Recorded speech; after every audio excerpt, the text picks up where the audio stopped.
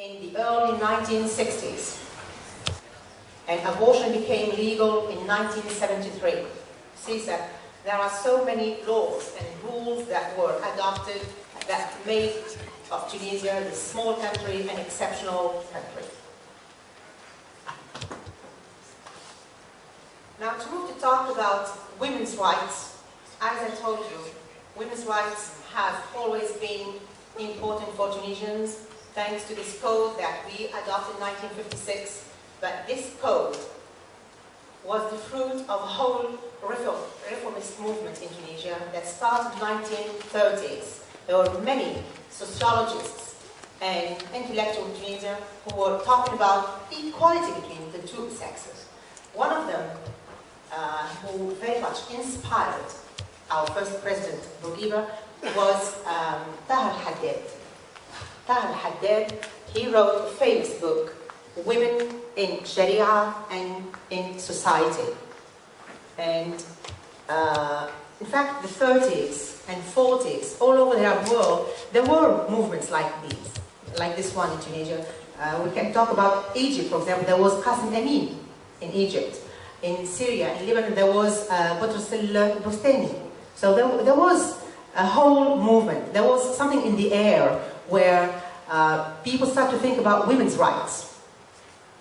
And thanks to Bourguiba, he put all these ideas into a code, into a set of laws and regulations concerning women's rights. So this is just the product, in fact, of a whole movement in Tunisia, a reformist movement, a liberal movement in favor of equality between the two sexes. So this was also possible in 1956 because we had this man, we had Bourguiba, our first president. He was so popular that anything that he asked for could be accepted by people. People loved him so much that anything that he proposed was accepted. You know, at that time, abolishing polygamy was not easy. It was commonplace, it was common practice. I know my grandfather had 2 wives. I mean, it was something, when a man has got a lot of money, he can afford more than one wife. That was a question of money, in fact. For you, not for us. Sorry. You choose. Make your choice. One at a time. So, this is an idea about Tunisia and women's rights. As you all know also that Tunisia is going through a very critical moment now. Have you heard about the Arab Spring? I'm not sure, everybody said yes. Yeah, okay. Do you know that it started in my country, in Tunisia? Good. A very good audience here. Indeed, it started in Tunisia. In Tunisia, Tunisians were the first people to protest in the streets. It took place, it started in December 2010. On the 17th of December, there was a fruit vendor, a young man, trying to sell his fruit. But the problem is that he had no permission, no official document that would allow him to sell his fruit in the streets like that. Yes, no license, yes. So they told him to leave his fruit and go home. He said no. I'd like to see the mayor. He went to try to see the mayor. The mayor refused to get to see him. So he set fire to himself. And he died a few days later. And every day, since that time, every day people started to get in the streets and protest.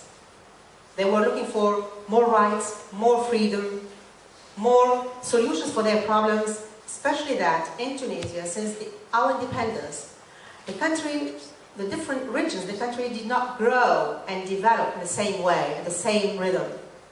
If you look at the coastal areas, there was a lot of development, a lot of investment was put in these areas, these regions, whereas inside the country, nothing was done for the people. The rural areas were left to themselves, although they sent their children to school. Their children were educated. But even once they got their diplomas, they found no jobs. There was nothing in these regions to take these people.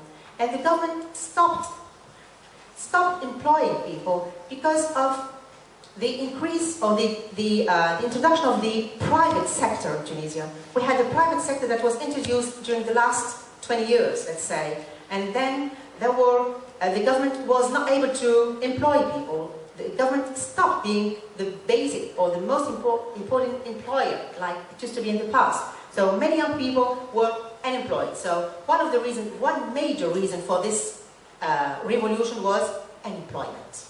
And the development and unemployment.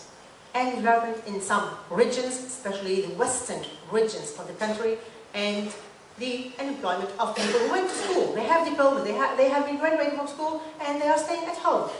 So that was one of the major reasons that led to the revolution. Of course, there are many other reasons. There were direct factors and indirect factors. Among the indirect factors there was the financial world crisis, in fact, that started in 2008 and started to have its impact on Tunisia around 2010. There were also some protest movements outside Tunisia, so people were looking at this on television. They could see, for example, that young people were protesting in Spain, in Greece. So there was an air of kind of revolt everywhere. The direct things that push people to really to head to the streets, it's unemployment. Unemployment that reached about 24% of the population. Although the government was hiding this, the government was talking about 14, 15%, but the real figures were much more than that. They were higher than this. So, because of this problem of unemployment, and another major problem, which is corruption. Corruption, especially from the part of the President Ben Ali, and his family. They started to control everything, every sector. And except two, that they could not get into education, because they were ignorant people. They did not believe in education, and health. They knew nothing about health, so no health, no education. But besides this, all the other sectors were really under their control. So people were fed up with all this, and that's how the revolution took place. I want to go back to women in Tunisia. After the independence, of course, before the independence, women participated in the movements for liberation. Of course, they were side by side with men. Even wearing the veil, they went